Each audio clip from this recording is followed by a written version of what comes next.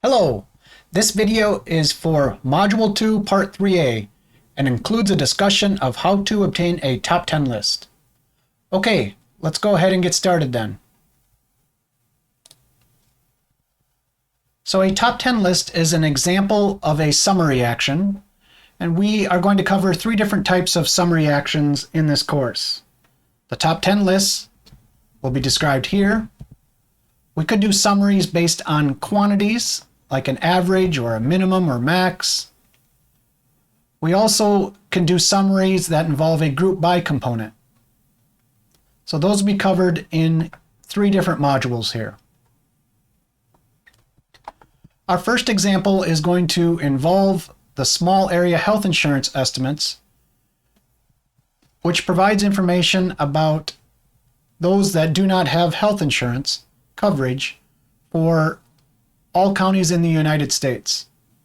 Now, this data is broken out by various demographic information like their age, race, sex, and income categories. The data for this can be found in our Google folder here. So I will proceed there and open this in Google Docs. This file is fairly large. I believe there's about 120,000 rows in it, and it has about 10 to 12 or so different fields in it. Here are the different fields. We have information about the state, we have information about the county, we have information about whether or not the income expansion was in effect, Medicare expansion was in effect for the year that this data was collected. And then here's our demographic information that we will be using throughout. And then over here on the far right is the percent uninsured. So this particular data table uses integers here to identify age categories, race categories, etc. We'll need to figure out what a 0 means for the age category or what a 2 means for race category, etc. And that will be, we can talk about that next here. So let's go back to our notes a minute. When a data set or data file contains or includes information that's not clear, so for example, again, what would a race category 1 mean here? That information is usually contained in what's called a data dictionary.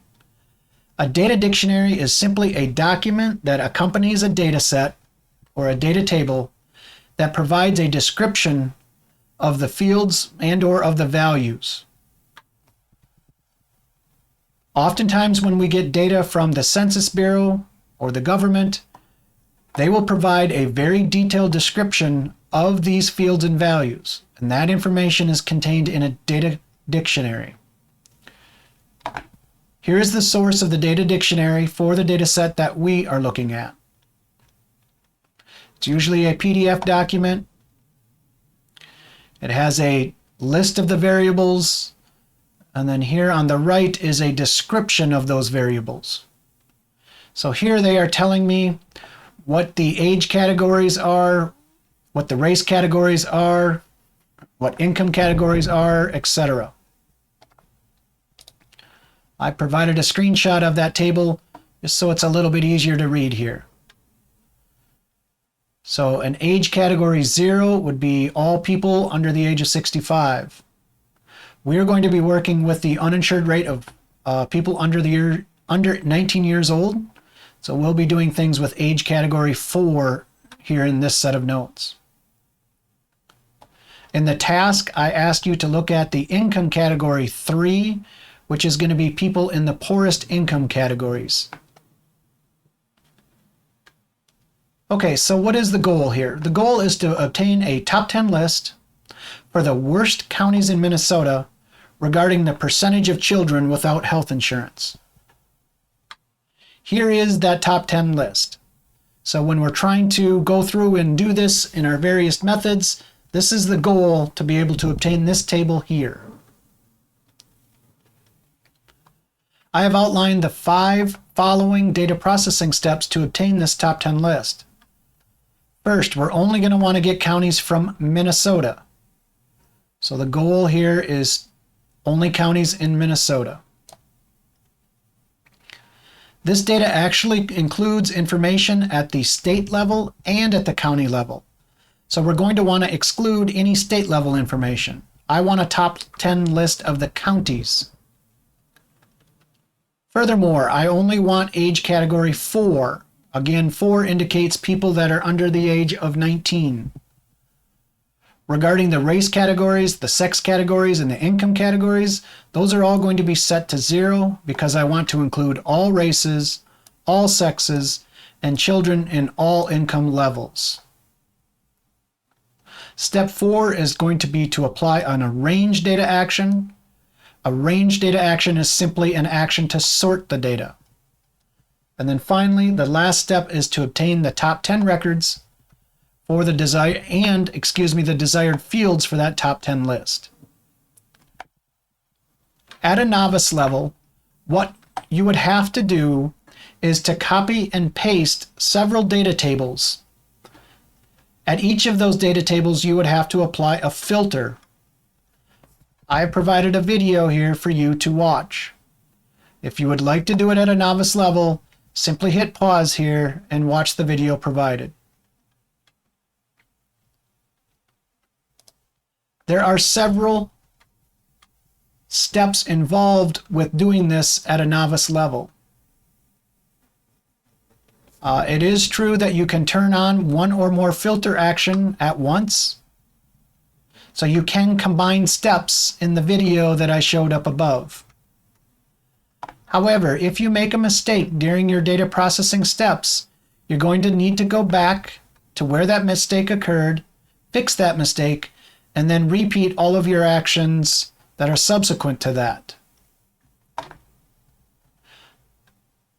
I would encourage you to think about how to obtain a top 10 list, not at a novice level, but at an intermediate level.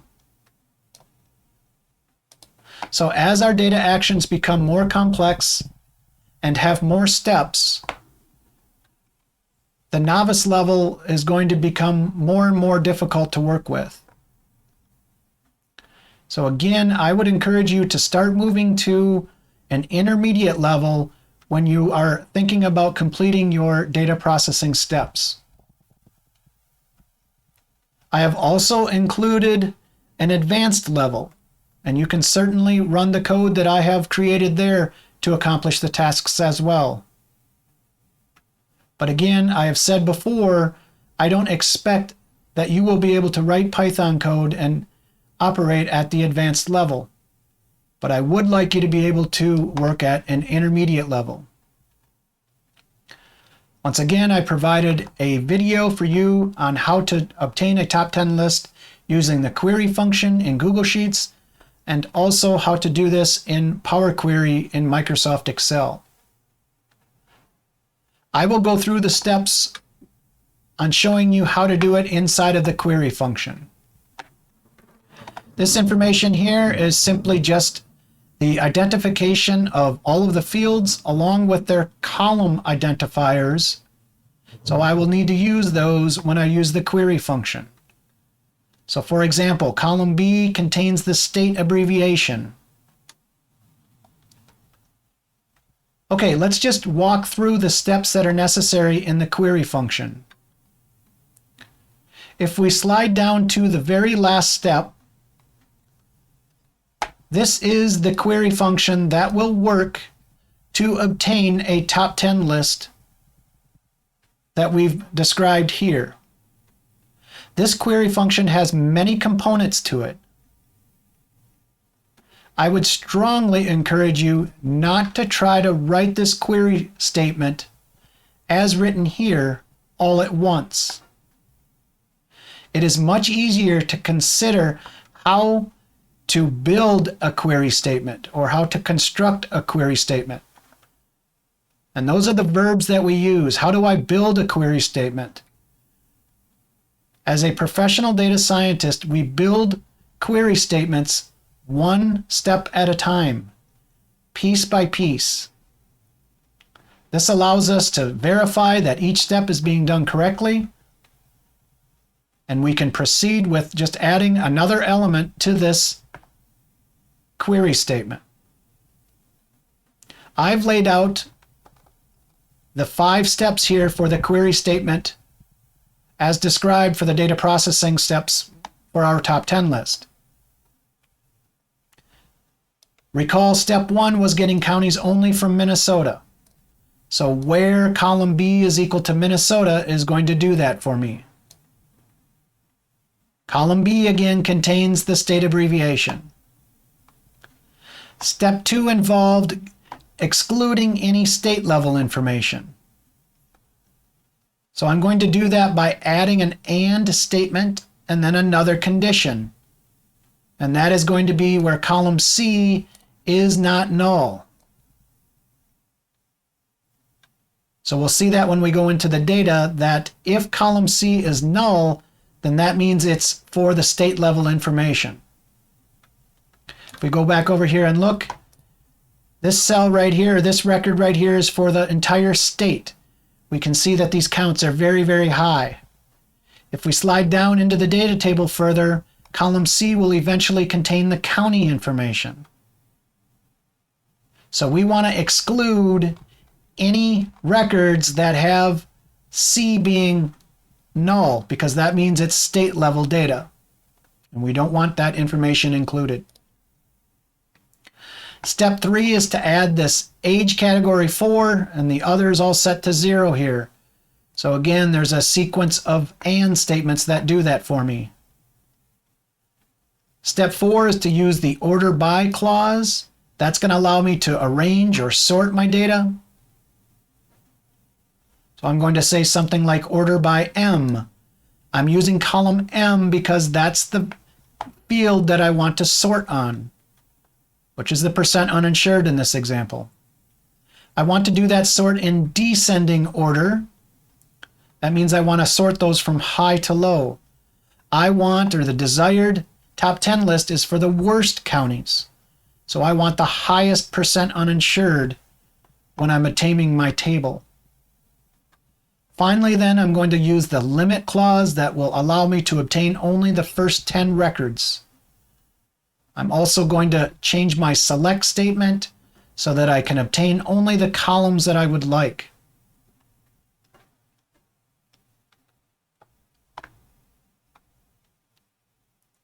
Okay, once again, all of those processing steps will result in this final query statement, where the state is equal to Minnesota, where column C is not null, where the age category is for people under the age of 19, all races, all sexes, and all income levels.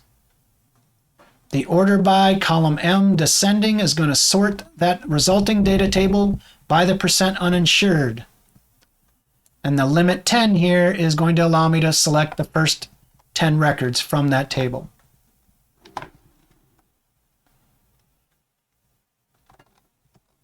So let's go over to once again, there is a video to show you how to do this in Google Sheets here.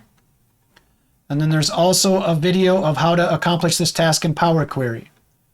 I don't care which of those two approaches you use. They're both fairly straightforward. I have a slight preference towards Google Sheets, just because the query function there is a pretty powerful function. Okay, at the advanced level, I provided again Python code to accomplish our data processing steps. Here's what that code looks like. You can also download your own copy and run that if you would like here through the use of the Google Colab document. I do just want to show you what the code looks like, because we use the same verbs as what we would use in our spreadsheets, okay, or even in our query statement. So the filter by here is going to get only the Minnesota. Not null is going to include only the county level information. Here's where I'm specifying the children under the age of 19 with all of the others set to 0. This is the arrange, which is going to sort my data table for me. And ascending equal false implies that it will be sorted in descending order. The head command will just get the first 10 records from that sorted data table. And then here I'm just selecting the final columns that I would like. Again, the Python code is here. And if you go clear down to the bottom, you can see the data table or the top 10 list here that was obtained using this Python script. And this matches what we would obtain if we would have done it in a novice way, or if we would have done it with the query or Power Query statements. For your task on this module, I just want you to make 2 slight variations. The first, I want you to obtain the worst counties in Texas instead of Minnesota. Second, I want you to obtain the worst counties in Minnesota, but I want you to do that for income category equal 3. And this is going to indicate the children that are the poorest income category in each county. So the very poor in the county, how are we doing regarding the percent of children uninsured in those counties and in that particular income category? As I've said a moment ago, I would encourage you to complete this task using either Query or Power Query in Microsoft Excel. The questions here are: number 1, just provide a screenshot of the worst counties in Texas. Number 2, are the uninsured percentages for the counties in Texas better or worse than those in Minnesota? So a slight discussion there about the comparing Texas to Minnesota.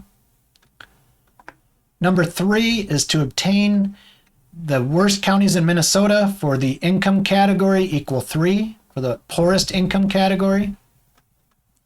Just obtain that top 10 list and provide a screenshot. Number 4, I want you to compare the top 10 worst counties across all income levels against the top 10 worst counties against the poorest income category. Okay, so are these lists the same or do they differ? Do you see some counties in one list and others and not in the other list? So just briefly discuss and compare those 2 top 10 lists. And then finally, number 5 is asking about Carver County, which is actually in the southwestern part of the Twin Cities. It actually is doing very good. It is second best regarding all income levels. However, it is one of the worst counties when you're looking at the lowest income category, that income category 3. So the question is, what should Carver County do to improve the rate of uninsured children in their county? So just think about that a little bit and provide some suggestions or ideas for what the best approach Carver County should use to improve their rate of uninsured children.